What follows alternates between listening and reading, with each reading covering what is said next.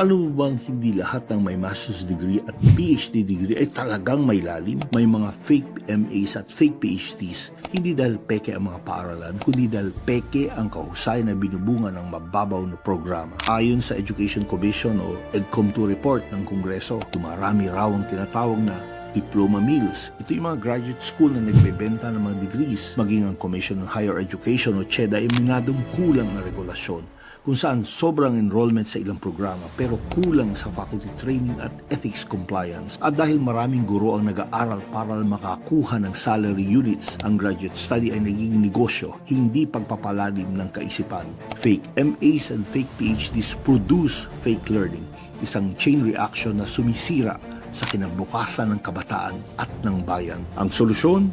Teacher Education Quality Index, isang national scorecard ng CHED, PRC at DepEd na susukat sa faculty research, thesis quality, completion time at ethical standards. Makikita ng lahat kung alin ang totoong magaling at alin ang pabrika ng diploma. This is Mr. Education na nagsasabing fake MAs and fake PhDs must end.